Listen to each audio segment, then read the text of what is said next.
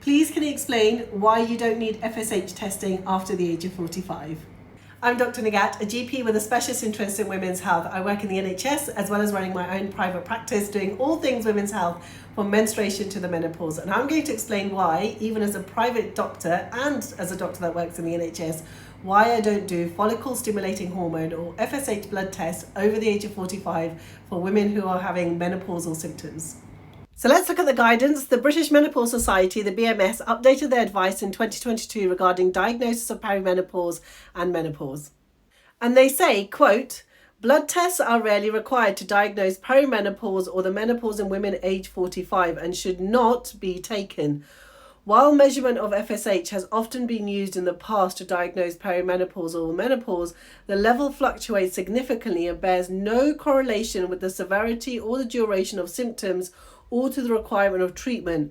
Reducing inappropriate test of FSH levels will also produce cost savings in the NHS.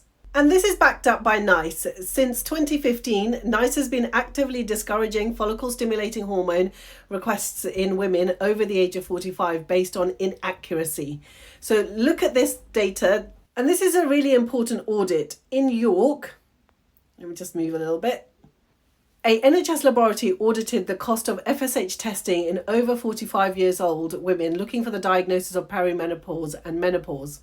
And the laboratory noted that on the NHS, FSH measurements cost approximately £6.50 per test. And so the annual cost of FSH testing in female patients over 45 years old was locally in York approximately £21,300.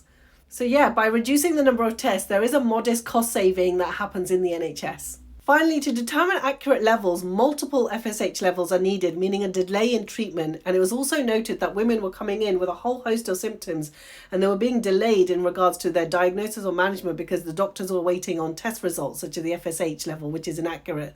So for women over the age of 45 years old, an FSH is not necessary for diagnosis, treatment, or further management. Sometimes it's appropriate to do an FSH, and I do it on an individual case-by-case basis for women over the age of 45.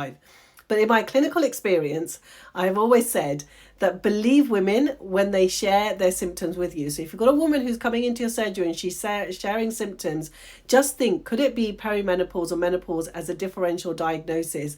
And don't run after numbers. Numbers are only accurate in certain cases. Always chase symptoms, because symptoms is what brought the woman in to see you in the first place in the clinic. And that is what we should be always looking at. Even if an FSH is completely normal, you still pay attention to the symptoms that she is describing for you. I hope that's helpful.